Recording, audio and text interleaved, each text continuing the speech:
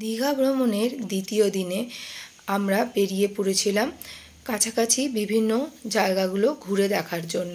প্রথমে আমরা উদয়পুর সি বিচে গিয়েছিলাম। উদয়পুরে কিছুক্ষণ সময় কাটানোর পর আমাদের টোটো আমাদেরকে গ্রাম্য রাস্তার মধ্যে দিয়ে নিয়ে চলল তালসারির উদ্দেশ্যে।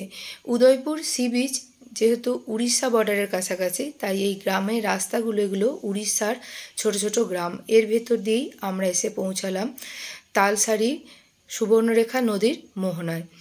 যারা লাল কাঁকড়া দেখতে পছন্দ করেন বা ইচ্ছা আছে, তাদের কিন্তু অবশ্যই আসতে হবে এই তালসারিতে। তালসারিতে আমরা যখন পৌঁছালাম তখন চলছিল জোয়ারের সময় এই যে নৌকা দেখছেন, এই নৌকাতে মাথাপিছু 100 টাকা ভাড়ার বিনিময়ে নিয়ে যাওয়া হয় নদীর মাঝামাঝি প্রায় অবস্থিত কিছু চড়াতে, যে বালির চর আর কি। এরকম যেমন দেখছেন, এটা পাড়ের দিকে অবস্থিত, নদীর মাঝামাঝি এরকম বড় বড় বালির চর রয়েছে। ওখানে নৌকা করে নিয়ে যাওয়া হয় জোয়ারের সময়, দিয়ে ওই চরে নামিয়ে দেওয়া হয়। আর এই চরেই রয়েছে কিন্তু প্রচুর লাল কাঁকড়া। আর নৌকা ভ্রমণের অভিজ্ঞতাটাও খুবই সুন্দর। এই নৌকা করে যাবার সময় বেশ ভালো লাগবে চারদিকের পরিবেশ দেখতে।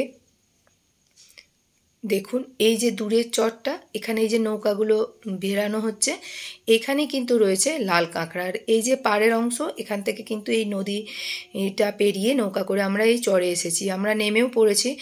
এখন এই চরের কিন্তু সৌন্দর্যটা অপরিসীম। জলের দাগ দেখুন, সুন্দর বালির ওপর পড়েছে, বালির চড়া যে চরটার ওপর রয়েছে, সেই যে নদীর ঢেউয়ের জলের ঢেউয়ের দাগ রয়েছে।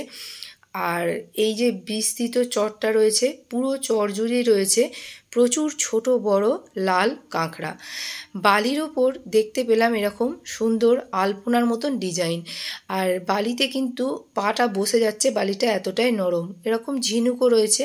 আর এই ছোট ছোট গর্ত, আর তার পাশে যে আলপনার মতন ডিজাইন, এই গর্তগুলোই কিন্তু কাঁকড়ার বাসা, লাল কাঁকড়ার। এই যে একটা ছোট্ট কাঁকড়া চলে যাচ্ছে, এখনও ছোট আছে বলে লাল হয়নি, কিন্তু এটাও পরে বড় হলে লাল কাঁকড়া হবে, কাঁকড়ায় পরিণত হবে। এরকম দেখুন গোটা চর জুড়ে ছড়িয়ে রয়েছে প্রচুর লাল কাঁকড়া।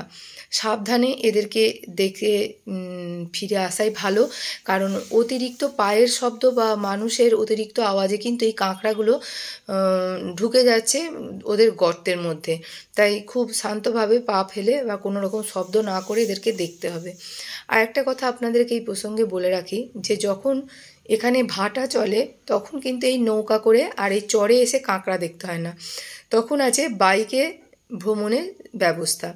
অর্থাৎ সেই একই মাথাপিছু 100 টাকা ভাড়া দিয়ে একটা বাইকে একজন বা দুজন চাপলেও 100 টাকা এরকমভাবে ভাড়া দিয়ে ওই পাড়ের কিনারা বরাবর, নদীর কিনারা বরাবর বহু দূর ওরা নিয়ে যায়। আর ওখানেও কিন্তু রয়েছে প্রচুর লাল কাঁকড়া। শুধুমাত্র জোয়ার হয়েছে বলেই এই কাঁকড়াগুলো দেখতে আমাদেরকে নৌকা পেরিয়ে এতটা আসতে হয়েছে চরের মাঝে। যাই হোক, এই অভিজ্ঞতাটাও কিন্তু খুবই সুন্দর। দেখুন এরকম কত সুন্দর সুন্দর লাল কাঁকড়া আছে এখানে। তবে জানেন তো, পর্যটকরা কিন্তু এই কাঁকড়াগুলোকে খুব বিরক্ত করছে। এটা কিন্তু একদমই করা উচিত নয়। আমরা দেখেছি, সাবধানে বা ধীরে সুস্থে না তুলে, না দেখে বা না ছবি তুলে ওদেরকে বিরক্ত করা কিন্তু একদমই উচিত হবে না। যাই হোক, আমরা তালসারিতে লাল কাঁকড়া দেখে ফিরে আসছি এখন পাড়ের দিকে। এই নৌকা ভ্রমণটা কিন্তু সত্যি খুবই ভালো লাগবে। আর আজকে আমার এই ভিডিওটা আপনাদের কেমন লাগলো অবশ্যই কমেন্ট করে জানাবেন।